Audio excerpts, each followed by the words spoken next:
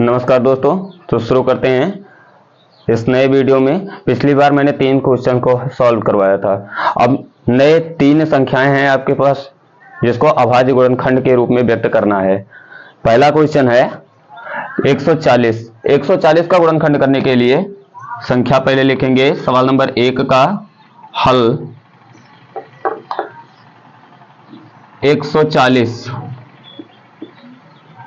140 का गुणनखंड करेंगे। 2 से 2 सत्ते 14, 2 जीरो 0, 2 से 35 दूना 70, फिर 5 से 5 सत्ते 35, फिर 7 से 7 एकम 7। जब 1 आ जाए लास्ट में हमारा सवाल सॉल्व हो जाता है। लिखेंगे अभाज्य गुणनखंड रूप बराबर 2 आया है 2 बारी तो 2 की घातांक 2 गुणे 5 आया है 1 बारी और 7 आया है 1 बारी। ये हो गया हमारा फाइनल आंसर। इसी प्रकार से क्वेश्चन नंबर 2 है 7325। 7325 का गुणनखंड करेंगे।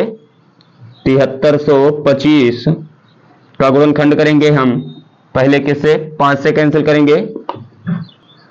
5 एकम 5, 2 7 2 बचा, ये 23 हो जाएगा। 5 चौक 20, 3 23, 3 बचा, 5 6 30, 2 32 और 5 25। फिर 5 से काटेंगे।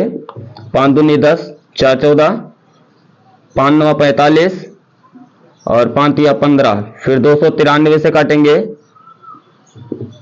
293 एकम, ये हो जाएगा हमारा अभाज्य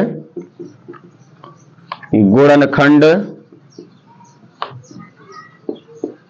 रूप बराबर 5 की घातांक 2 गुणे 293 और यही हो गया हमारा फाइनल आंसर। फिर इसके बाद में इसी प्रकार से क्वेश्चन नंबर 3 है 7429। जब इसका गुणनखंड करेंगे तो सबसे पहले यह संख्या ना 2 से कटेगा, ना 3 से कटेगा, ना 5 से कटेगा।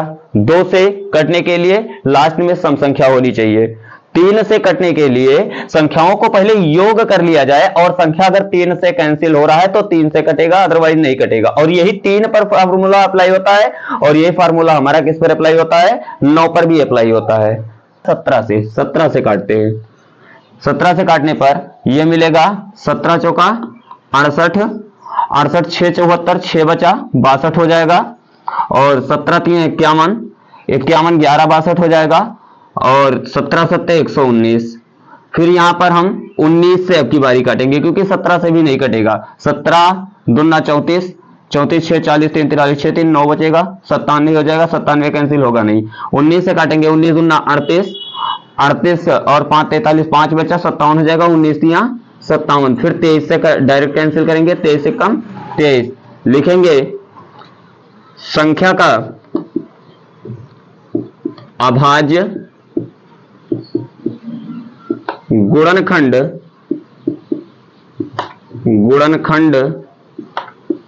रूप बराबर 17 गुणे 19 गुणे 23 और यही हो गया फाइनल आंसर। इसी नंबर अगला है। इसी प्रकार से पूर्णांकों के निम्नलिखित युग्मों के एचसीएफ और एलसीएम ज्ञात कीजिए तथा जांच कीजिए कि 2 संख्याओं का गुणनफल बराबर एचसीएफ गुणे एलसीएम है या नहीं। हम जानते हैं कि ये हमारा सूत्र है कि 2 संख्याओं का गुणनफल बराबर मासा गुणे लासा होता है, यानी एचसीएफ गुणे एलसीएम होता है। लेकिन अब हमें इसे सिद्ध करना है।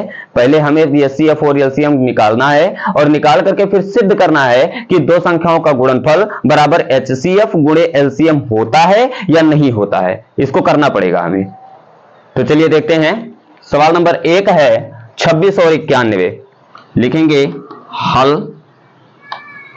क्वेश्चन नंबर 1 है 26 और 91। 26 का गुणनखंड करेंगे।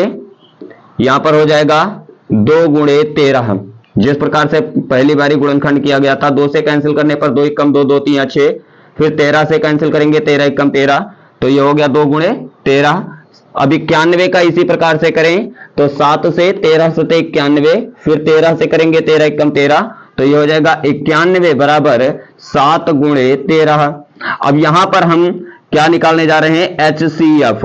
अगर हम HCF निकालने जा रहे हैं तो देखेंगे जो दोनों उपरोक्त दोनों संख्याओं के गुणनखंड में जो मिलता है वही हमारा हो जाता है HCF। HCF मतलब दोनों में कॉमन होना चाहिए। कॉमन यहां पर 13 मिल रहा है, ये हमारा 13 मिल रहा है, और अगर 13 मिल रहा है तो 13 हमारा क्या हो गया, HCF हो गया। अगर 13 HCF हो गया तो हम जानते हैं कि दो संख्याओं का गुणनफल यानी a into b equal to HCF into LCM, मासा गुणे लासा। अब दो संख्याएं हमारे पास हैं 26 और दूसरा है 91। इसका HCF है 13 और LCM हमको फाइंड करना है, क्योंकि HCF हमने 13 यहां पर निकाल लिया है। अब LCM हमें निकालना पड़ेगा, और LCM निकालने के लिए हम यहां पर LCM का मान निकालने के लिए HCF का मान रख दिए हैं। अब क्या करेंगे, 13 को हम पक्षांतर कर लेते हैं तो यह मिलेगा हमें 26 गुणे 91 बटे का 13 बराबर LCM। 13 इधर गुणा के साथ में है, अगर बराबर के पहले लेकर आते हैं तो ये भाग के साथ हो जाएगा। पक्षांतर नियम तो यही है कि बराबर के पहले अगर प्लस है तो बराबर के बाद माइनस हो जाएगा, बराबर के पहले माइनस है तो बराबर के बाद प्लस हो जाएगा, गुणा है तो भाग हो जाएगा, भाग है तो गुणा हो जाएगा। पक्षांतर नियम तो यही है। तो इसी के अनुसार हम कर देते हैं 26 गुणे 91 बटे 13, 13 एकम 13, 13 दूना 26, ये हो जाएगा LCM इक्वल टू 2 गुणे 91, LCM इक्वल टू 2 एकम 2 और दोनों 18, 182। इसी प्रकार से अगले दो क्वेश्चंस को आपको सॉल्व करने हैं। वीडियो पसंद आए तो लाइक कीजिए, शेयर कीजिए और सब्सक्राइब कीजिए और देखते रहिए।